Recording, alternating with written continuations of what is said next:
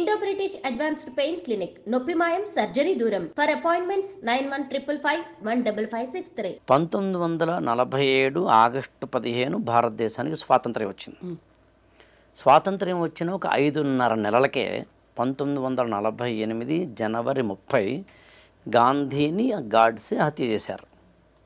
అంటే ఒక 5.5 నెలల్లోనే దేశానికి స్వాతంత్ర్యాన్ని తీసుకొచ్చిన ఒక వ్యక్తిని, ఒక శక్తిని హత్య చేయడం అనేది చాలా అతిపెద్ద సంఘటన. ఎందుకు జరిగి ఉండాలి? గాంధీ సంబంధించిన సిద్ధాంతాలు కానీ, గాంధీకి సంబంధించిన ఉద్యమాలు లాంటి వాటిని కానీ, నాకేమీ ఆయనతోటి వ్యక్తిగతమైన వైరుధ్యమో, విభేదమో, శత్రుత్వమో లేనే లేదని స్పష్టంగా గాడ్సేనే చెప్తారు. వ్యక్తిగా నాకేమీ కక్ష లేదు, పగ లేదు, ప్రతీకారం లేదు.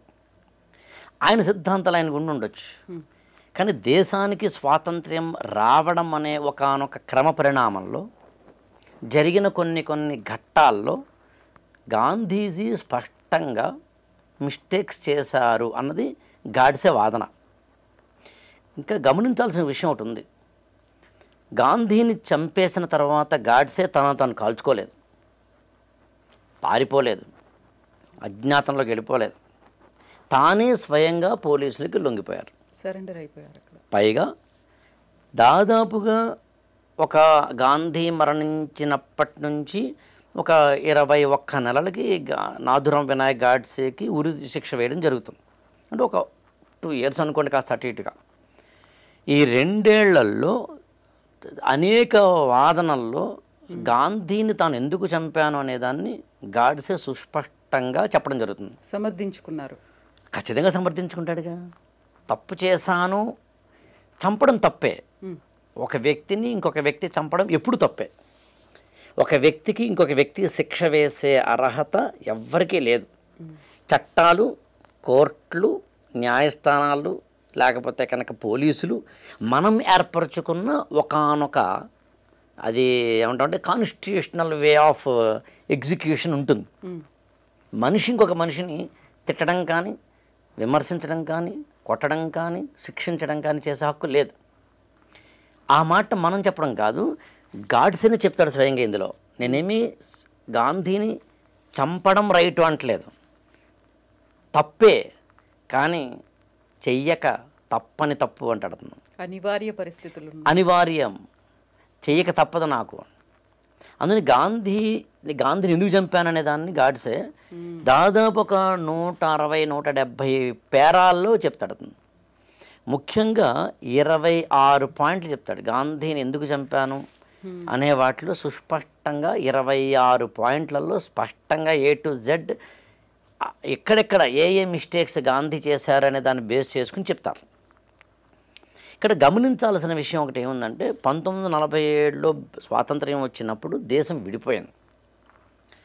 ఈ 2 nation theory, Pakistan and India అనే 2 దేశాల ఏర్పాటు అనేది ఒక అనివార్యమైన పరిస్థితి ఏర్పడింది.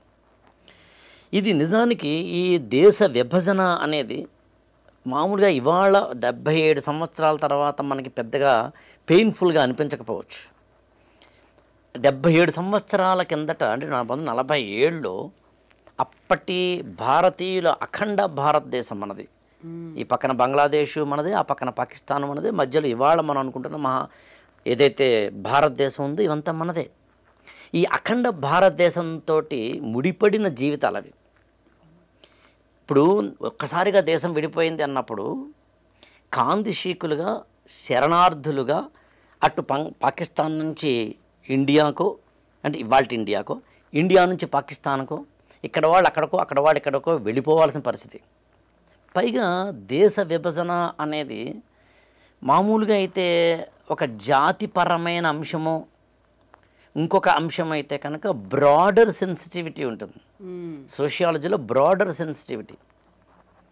అలా కాకుండా మతము అనే ఒక కోణం మీద ఆధారపడి విడిపోయింది. అదే ప్రాతిపదికన, మత ప్రాతిపదికన విడిపోవడం వల్ల వచ్చిన ఇబ్బంది ఏముంటుందంటే చాలా సెన్సిటివిటీ ఎక్కువ ఉంటుంది. ఎప్పుడైతే సెన్సిటివిటీ ఎక్కువ ఉందో మత కల్లోలాలు జరిగినాయి, మత ఘర్షణలు జరిగినాయి. ఇక్కడ వారు అక్కడికి, అక్కడ వారు ఇక్కడికి వెళ్ళిపోవాల్సిన పరిస్థితి. అది బస్సుల్లో వెళ్ళిపోయిన వాళ్ళు ఉన్నారు, ట్రైన్స్లో వెళ్ళిపోయిన వాళ్ళు ఉన్నారు, బండ్లు కట్టుకుని వెళ్ళిపోయిన వాళ్ళు ఉన్నారు, మోసుకుంటూ వృద్ధుల్ని తీసుకెళ్ళిన వాళ్ళు ఉన్నారు. అయితే ఇడిసిపోతే నడిచి వెళతా అయ్యసారు అన్నట్టుగా మీరు వదిలేస్తే చాలు, బస్సులు వద్దు, బండ్లు వద్దు, వెళ్ళిపోతాము అన్నవాళ్ళు ఉన్నారు. 10 లక్షల మంది చనిపోయారు ఒక్క ఆ ఇన్సిడెంట్లో. కొన్ని నెలల గ్యాప్లో 2 కోట్ల మంది కనీసం డిస్ప్లేస్ అవ్వాల్సిన పరిస్థితి, అంటే నిర్వాసితులైపోయి తమ ఇళ్ళు, తమ గూడు, తమ ఆఫీసులు, తమ ఉపాధి, తమ పిల్లల చదువులు, తమ మతాలు, తమ మత గ్రంథాలు, తమ మత విశ్వాసాలు, మత స్థలాలు, ప్రార్థనా ఆలయాలు, అది మస్జిద్ కావచ్చు, అది గుడి కావచ్చు, వీటన్నిటిని విడిపోయిన ఒకనొక పరిస్థితిని 1947 ఆగస్టు 15 నుంచి మనం చూసినప్పుడు నిజంగా అయితే కళ్ళలో నీళ్ళు వస్తాయి. అందులో మెజారిటీ సంసిద్ధంగా లేరు, ఎప్పుడు ఉండే అవకాశం లేదు, ప్రజలు ఎప్పుడు కూడా సంసిద్ధంగా ఉండే అవకాశం లేదు. ఎందుకంటే బ్రాడర్ అవుట్లుక్లో చూసినప్పుడు ప్రజలకి ఇవన్నీ సంబంధం ఉండదు. అందుకే అమాయకులు, నిరక్షరాస్యులు, అక్కడ ఉన్న సామాన్య ప్రజలకి ఎప్పుడు ఇబ్బంది అవుతుంది. మీకు ఈ ఇన్సిడెంట్స్ మీద ఆధారపడి చాలా పుస్తకాలు కూడా వచ్చినాయి. మీకు ఖుష్వంత్ సింగ్ అని ఆయన ట్రైన్ టు పాకిస్తాన్ అని ఒక నోవెల్ రాశారు. అలాగే రావి పార్ అని ఒక కథల సంపుటి ఉంది, హిందీలో వచ్చింది, తర్వాత ఇంగ్లీష్లో ట్రాన్స్లేట్ అయ్యింది. గుల్జార్ అని ఆయన రాశారు. గుల్జార్ అంటే ఫేమస్ లిరిసిస్ట్. ఆ కథల సంపుటి టైటిలే రావి పార్. రావి పార్ అంటే రావి అనే నదిని దాటడం అని. మనకి బియాసు, సట్లజ్, సింధు, రావి నదులు భారత పాకిస్తాన్ల మధ్యన ఉంటాయి. 5 నదులు. సింధు నది నాగరికత పుట్టింది అక్కడే. అప్పట్లో ఈ అంటే కాంతి సీకులుగా శరణార్థులుగా వెళ్ళిపోవడం అనేది ఒక్కసారి ఊహిస్తేనే కానీ మనకు అర్థం కాదు. యాక్చువల్గా రోజుకి లక్షల మంది, వేల మంది ఏం దొరికితే అది పట్టుకుని వెళ్ళిపోయే ఒకనొక పరిస్థితి ఉన్నప్పుడు రావిపార్ అనే కథానికలో రాస్తారు ఆయన. ఒక ఫ్యామిలీ, 2 పిల్లలు, వాళ్ళిద్దరు కూడా కవల పిల్లలు. అదే last train to reach India, ఇంకా తర్వాత ట్రైన్స్ లేవు, వీ హ్యావ్ టు గో. 2 పిల్లలతోటి తల్లి తండ్రి కిక్కిరిసిపోయిన రైలు బోగీల్లో, అంటే 100 మంది పడతారు ఒక బోగి అనుకుంటే దాదాపు ఒక 300-400 మంది పట్టేంత రైలు బోగీల్లో పైన కూర్చుని, కింద కూర్చుని, బాత్రూంలో కూడా కూర్చుని పట్టుకుని ఒకళ్ళ మీద ఒకళ్ళు పడిపోయి వెళుతున్న ఒకనొక సందర్భంలో, అది కూడా దాదాపు ఒక 2 రోజులు 3 రోజుల జర్నీ అది రైలు, అంతేకాని కేవలం ఏదో ఒక అరగంటో గంటో కాదు. ఒక కపుల్, ఒక దంపతుల వాళ్ళకి 2 కవల పిల్లలు ఉంటే అందులో ఒక అబ్బాయి ఈ జర్నీలో చనిపోతాడు. ఆ అబ్బాయికి ఒక 5 ఏళ్ళు 6 ఏళ్ళు ఉండొచ్చు. చనిపోతే ఇప్పుడు ఇంకా 2 రోజులు 1.5 డేనో జర్నీ ఉంటుంది కాబట్టి చుట్టుపక్కల వాళ్ళు, అమ్మ మీ అబ్బాయి చనిపోయాడు కాబట్టి బయటనే పాడేయండి, వేరే మార్గం లేదు, లేకపోతే కంపొస్తుంది అంటే ఒప్పుకోడు తల్లి, తండ్రి కూడా ఒప్పుకోడు. ఎంత కాదనుకున్నా చూస్తూ చూస్తూ కన్న కొడుకుని అలా వదిలేసుకొని కదులుతున్న రైల్లోంచి కింద పడేయడం జరగదు. ఆమె వెక్కి వెక్కి ఏడుస్తూ రాత్రంతా ఏడుస్తూ ఒక అర్ధరాత్రి పూట ఎప్పుడు పడుకుంటుంది ఆమె తల్లి, తనకి గుర్తు తెలియనంతగా. అప్పుడు ఆ చుట్టుపక్కల ఒకళ్ళిద్దరు ఏం చేస్తారంటే ఈ తండ్రి నెమ్మదిగా లేపి, అరే మీ ఆవిడ పడుకుంది కదా, ఈ చనిపోయిన పిల్లాడిని ఎప్పుడైనా బయటపడే, పైగా రావి నది దాటుతున్నాం ఇప్పుడు మనం, నదిలో పాడేస్తే పుణ్యం కలుగుతుంది, అందుకని సద్గతే లభిస్తుంది నీ కొడుకు, పని చెయ్యి, లేకపోతే కంపు కొట్టేస్తుంది అన్నప్పుడు ఆ తండ్రి ఏం చేస్తాడంటే భార్యకి తెలియకుండాను చుట్టుపక్కల వాళ్ళు చూడకుండాను ఇద్దరు ఇచ్చిన కంపల్షన్ తోటి పిల్లవాడిని తీసుకుని ట్రైన్లోంచి రావి నదిలోకి తోసేస్తాడు. తోసేస్తే ఆ గాల్లో ఉన్నప్పుడు ఆ శిశువు లేదా ఆ 5-6 ఏళ్ల పిల్లవాడు కెవ్వుమని నరుస్తాడు. అంటే ఈ హడావిడిలో, ఈ కంగారులో, ఈ ఎమోషన్లో, ఈ ప్రెషర్లో, ఈ బాధలో, ఈ ఆవేదనలో బతికి ఉన్న శిశువునేమో బయటకి గెంటేసి చనిపోయిన శిశువుని మాత్రం ఒడిలోనే పెట్టుకున్న ఒక తండ్రి దీన గాథని రావిపార్ అనే కథ చెప్తుంది. అదొకటే కాదు, భార్యని ఇక్కడ విడిచిపెట్టి వెళ్ళిపోయిన భర్తలు, ఆస్తుల్ని విడిచిపెట్టి వెళ్ళిపోయిన అమాయకులు, ఇవాళ కూడా భారతదేశం నుంచి పాకిస్తాన్కో, పాకిస్తాన్ నుంచి భారతదేశంకో 1947లో వెళ్ళిపోయిన వాళ్ళ ఆస్తులకు ఉంటే వాటిని ఎనిమీ ప్రాపర్టీ అంటారు. ఇవాళగా ఎనిమీ ప్రాపర్టీకి సంబంధించి ఇండియాలో చట్టాలు ఉన్నాయి. అలాంటి ఒకానొక విషాదకరమైన పరిస్థితుల్ని కళ్ళారా చూసిన వ్యక్తులు, యువకులు చాలామంది ఉంటే వాళ్ళలో ఒకరు నాథూరాం వినాయక్ గాడ్సే. ఈ పరిస్థితి కారణం ఎవరు అన్నప్పుడు గ్లేరింగ్గా కనిపిస్తున్న ఉదాహరణ, వ్యక్తి, నేత ఎవరంటే మహాత్మా గాంధీ.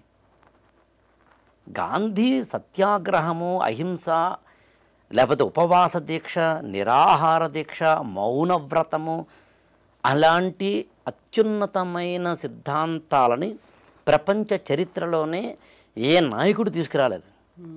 మీకు అమెరికన్ విప్లవమైన, ఫ్రెంచ్ రెవల్యూషన్ అయినా, even Russian and Chinese revolution ఎక్కడ చూసినా హింసాత్మకతతోటి ఉంటుంది. సత్యాగ్రహము, ధర్మాగ్రహము, అహింసో, ఉపవాస దీక్ష, మౌనవ్రతము, నిరాహార దీక్ష ఇలాంటి వాటితో ఉండవు. ఆ విషయంలో ఖచ్చితంగా గాంధీ ఇచ్చిన మార్గం చాలా గొప్పది. కానీ అదే సమయంలో గాంధీ తప్పులు చేయలేదు అనడానికి కూడా మనం ముందుకు వెళ్ళడానికి లేదు. చరిత్ర చెప్తుంది సుస్పష్టంగా. విచిత్రం ఏంటంటే గాంధీ చనిపోవడానికి ఒక 1 వీక్ ముందు, అంటే జనవరి 22, 1948న టీజీ టెండూల్కర్ అనే ఒక రచయిత గాంధీ మీద 6-7 పుస్తకాల వాల్యూమ్లు మహాత్మా అనే పేరుతోటి రిలీజ్ చేస్తారు. అంటే అప్పటికి రాస్తారు ఆయన. అది స్వయంగా గాంధీ దగ్గరికి వెళ్ళి గాంధీజీకి చూపించి స్పెల్లింగ్ మిస్టేక్లతో సహా, ఐఫన్లతో సహా, ఫుల్ స్టాపులతో సహా, కామాలతో సహా, కోలన్లు, సెమీకోలన్లతో సహా కరెక్షన్ చేయించుకుంటారు. అదొక ప్రాసెస్లో దాదాపు 1 year 2 years పాటు జరుగుతుంది. అది ఇండియన్ గవర్నమెంటే పబ్లిష్ చేసింది. సాక్షాత్తు జవహర్లాల్ నెహ్రూనే దాన్ని ఎండార్స్ చేశారు. గాంధీయే స్వయంగా క్రాస్ చెక్ చేసి బయటకు వచ్చిన పుస్తకాలు. అందులో కూడా గాంధీజీ చేసిన మిస్టేక్స్ మనకి స్పష్టంగా గ్లేరింగ్గా కనిపిస్తాయి. గాంధీజీ రాసిన సత్యంతో నా ప్రయోగాలనే ఆత్మకథలో కూడా కొంతవరకు కనిపిస్తాయి. అంటే ఏతావాత గాంధీజీ యొక్క సత్యాగ్రహము లాంటి వాటికి సంబంధించిన ప్రపంచ చరిత్రలో ఆ తర్వాత వచ్చిన Martin Luther king, Nelson Mandela లాంటి వాళ్ళకి స్ఫూర్తి ప్రదాత అయిన ఒకానొక మంచి మార్గం ఉన్నప్పటికీ ఖచ్చితంగా గాంధీజీ తప్పులు చేయలేదని మాత్రం అనడానికి లేదు. ఆ తప్పులు ఏం చేశారనే దాన్ని గాడ్సే కూడా సుస్పష్టంగా చెప్పడం జరిగింది. ఇందులో ఇంకొక విషయాన్ని స్పష్టంగా మనం అర్థం చేసుకోవాలి. అదేంటంటే మామూలుగా భారతదేశం అంటేనే కొన్ని మతాల కలయిక, భాషల కలయిక, ప్రాంతాల కలయిక, భిన్నత్వంలో ఏకత్వము అనేదానికి బెస్ట్ ఎగ్జాంపుల్ ప్రపంచంలో ఏదైనా ఉంది అంటే అది భారతదేశమే. అందుకనే భారతదేశాన్ని ఉపఖండంగా చెబుతాం, సబ్ కాంటినెంట్ అంటాం. అంటే ఒక కాంటినెంట్కి ఎన్ని లక్షణాలు ఉంటాయో వైవిధ్యం పరంగా అన్నీ ఉంటాయి ఈ దేశానికి అనే అర్థంలో. అందుని భారతదేశం అనేది వివిధ మతాల కలయిక కాబట్టి ఒక సెన్సిటివ్ ఇష్యూగా మతపరమైన ఐక్యతో ఏదో ఒకటి మాత్రం ఈ దేశానికి ఎప్పుడూ ఉంటుంది. గాంధీజీ దాదాపు ఒక 20-21 సంవత్సరాల పాటు దక్షిణాఫ్రికాలో ఉన్నారు.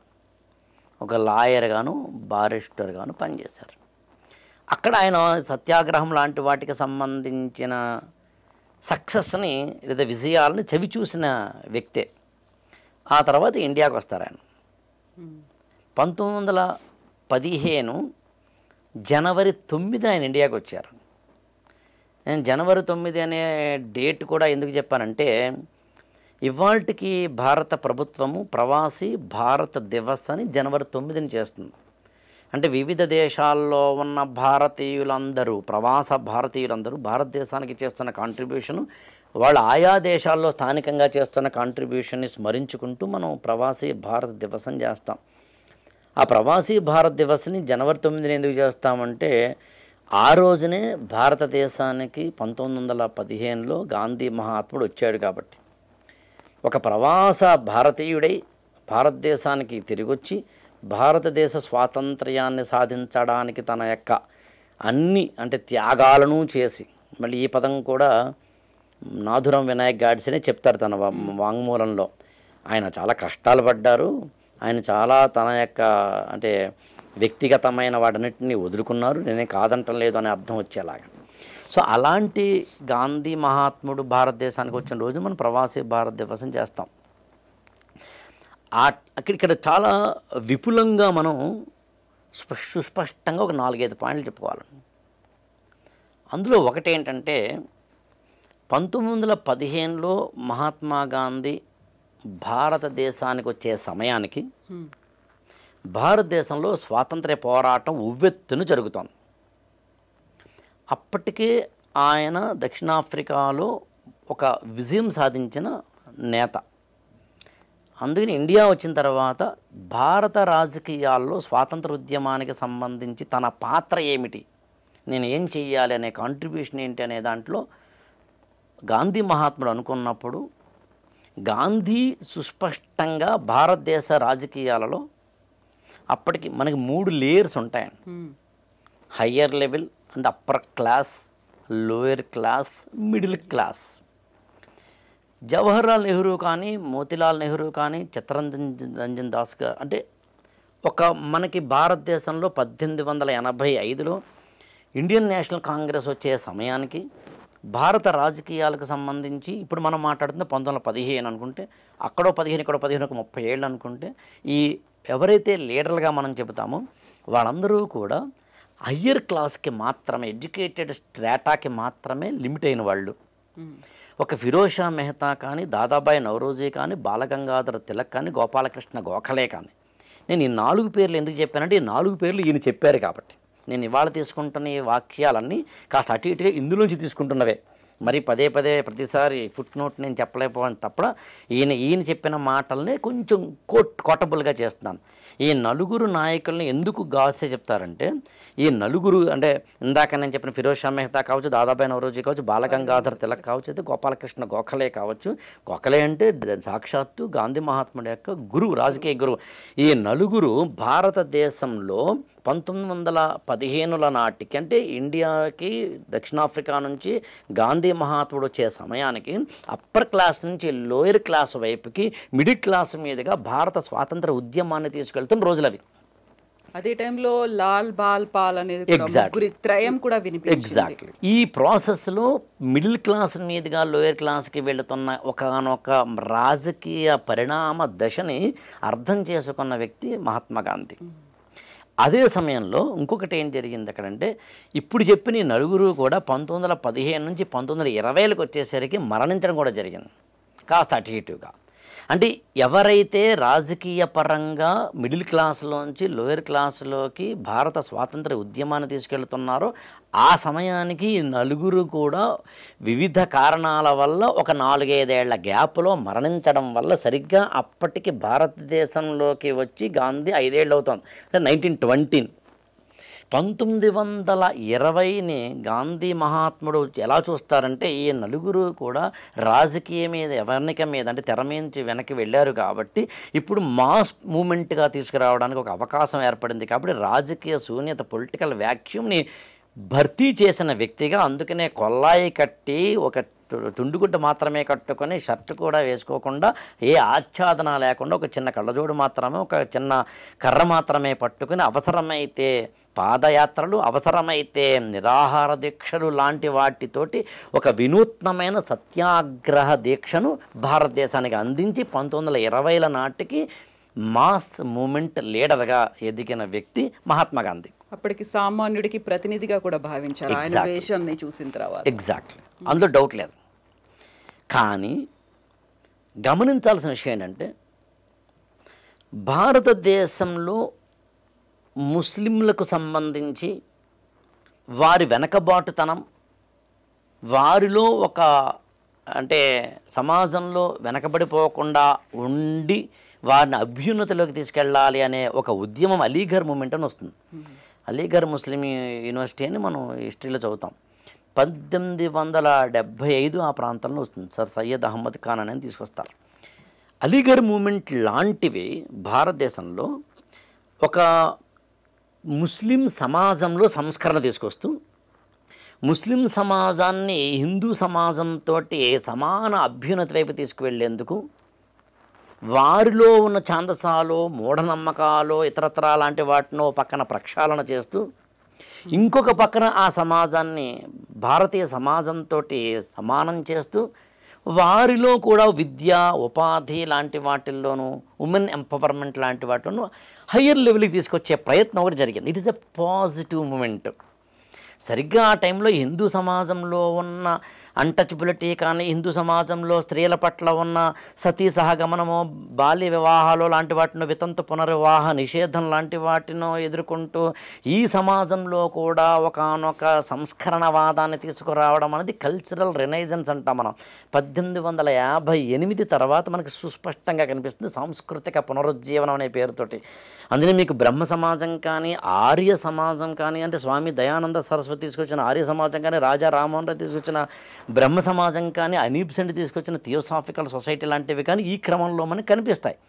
అంటే భారతీయ తత్వంలో ఉన్న, భారతీయ సమాజంలో ఉన్న వివిధ మతాలలో తమకు తాముగా ఏవైతే చిన్న చిన్న ఇబ్బందులు ఉన్నాయో వాటిని ప్రక్షాళన చేసుకుంటూ మొత్తం మీద జనజీవన స్రవంతిలో కలుపుకురావాలి అనే ఒకనొక బ్రాడర్ మెంటాలిటీ ఉన్న నాయకులతోటి కూడిన ఒక రాజకీయ వాతావరణాన్ని మనం ఒక 50-60 ఏళ్ళు చూస్తాం. కానీ 1905లో బెంగాల్ విభజన అని జరిగింది. వందే మాతర మూమెంట్ అంటాం మనం. బెంగాల్ విభజనని సుస్పష్టంగా హిందూ ముస్లిం అనైక్యతను తీసుకురావడానికే, ఈ ఇద్దరి మధ్యన ఒక చీలికను తీసుకురావడానికే బ్రిటిష్ గవర్నమెంట్ తీసుకొచ్చింది లార్డ్ కర్జన్ ద్వారా. అసలు బ్రిటిష్ వాళ్ళ యొక్క ప్రధానమైన వెపన్ ఏంటి అని అడిగితే డివైడ్ అండ్ రూల్. ఈ విభజించు పాలించు అనే తత్వంలో ఖచ్చితంగా బ్రిటిష్ వారు ప్రతిసారి భారతీయ సమాజాన్ని విడగొట్టడానికి ప్రయత్నిస్తారు. అలాంటి ఇప్పుడు మనం మాట్లాడుతున్న కాంటెక్స్ట్లో ఈ ఇద్దరి సమాజాల మధ్య, అంటే హిందూ ముస్లింల సమాజాల మధ్య ఒక చీలికను తీసుకురావడానికి ద గ్లేరింగ్ ఇన్సిడెంట్ ఏంటి అంటే 1905 బెంగాల్ విభజన. అది చాలా అంతకుముందు యాక్చువల్గా హిందూ సమాజము, ముస్లిం సమాజము కలిసికట్టుగా మనకి 1857 స్వాతంత్ర తిరుగుబాటులో కూడా మనం చూస్తాం, అంటే సిపాయిల తిరుగుబాటులో చూస్తాం. అంతెందుకు అష్ఫాకుల్లా ఖాన్ లాంటి ముస్లింలు, అంటే ముస్లిం యువకులు భారత స్వాతంత్ర సంగ్రామంలో పార్టిసిపేట్ చేయడాన్ని మనం చూస్తాం తర్వాత, కానీ ముందుగా. బట్ ఓవరాల్గా 1905లో జరిగిన ఇది చాలా కీలకమైన. అందులో మీకు 1906లో ఆల్ ఇండియా ముస్లిం లీగ్ అని వస్తుంది. ఆల్ ఇండియా ముస్లిం లీగ్ అనేది ప్రధానంగా, అంతకుముందు అలీగర్ మూమెంట్కి ముస్లిం లీగ్కి ఉన్న తేడా ఏంటంటే మన సమాజంలో ఉన్న లోపాలను సవరించుకుంటూ ఇతర సమాజాలతోటి మనం కలిసి ఇతర సమాజాలు మనల్ని కనుక తక్కువ చేస్తుంటే ఆ పాజిటివ్ డిస్క్రిమినేషన్ అర్థం చేసుకుంటూ అప్లిఫ్ట్మెంట్ ఆఫ్ ద కమ్యూనిటీ అనేది ఎజెండా.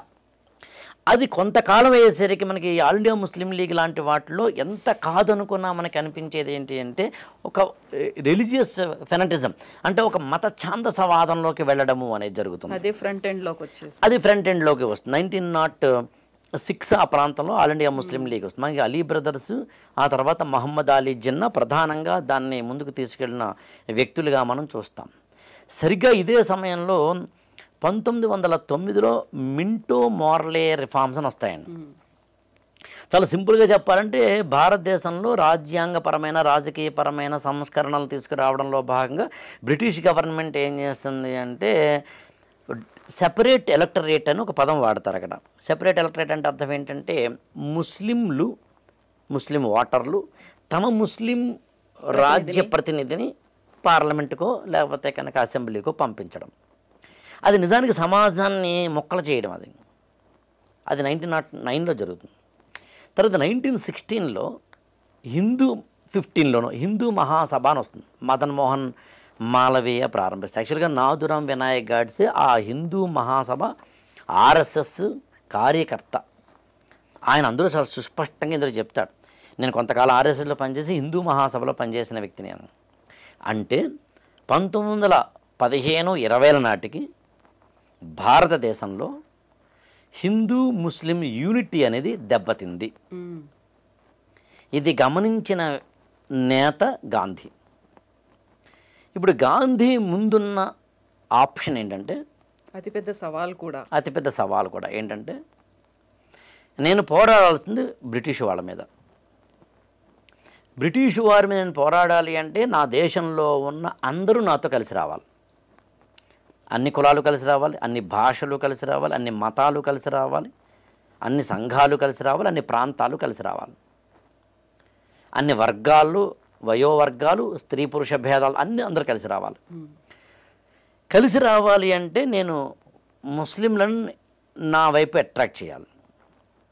హిందూ ముస్లింల చీలికలతోటి ఈ దేశాన్ని విభజించి పాలించాలనుకుంటున్న బ్రిటిష్ వారికి నేను సమాధానం చెప్పాలి అంటే నేను కూడా ముస్లింలను చేరదీసుకోవాలి. చేరదీయాలి అంటే వారికి నేను ఎక్కువ బహుమానాలు ఇవ్వాలి. ఈ తప్పు కాదు. కానీ గాంధీ చేసిన అతిపెద్ద మిస్టేక్ ఏంటంటే వీరికి ఇవ్వకుండా వీరికి ఇవ్వడం. ఎలా ఇస్తారు? 2, ఇవ్వడం కూడా ప్రభుత్వమైన నాయకులైన తాయిలాలని ఎంతవరకు ఇవ్వాలి, ఎంతవరకు ఇవ్వకూడదు, విచక్షణ ఏంటి అని తెలుసుకోవాలి. ప్రతి ఒక్క వ్యక్తికి అతనికి ఏ అడ్వాంటేజ్ ఉంటుందో అదే డిసడ్వాంటేజ్ అవుతుంది. ఎవరికైనా అంతే. ఏ వ్యక్తికైనా, ఏ నాయకుడికైనా, ఏ సంఘానికైనా మీకు ఏది డిసడ్వాంటేజ్ చెప్పండి అది అడ్వాంటేజ్ అవుతుంది, ఏది అడ్వాంటేజ్ చెప్పండి అది డిసడ్వాంటేజ్ అవుతుంది. గాంధీకి బ్రిటిషు వారిని నేను ఎదుర్కోవడానికి నేను ముస్లింలను చేరదీసినప్పుడు వారు నాతోటి కలిసి వస్తే అప్పుడు నేను హిందూ సమాజం ఎలాగూ నాతో ఉంటుంది, అప్పుడు ఇద్దరినీ కలిసి తీసుకువెళ్ళవచ్చు అనే ఒకనొక ఆలోచన.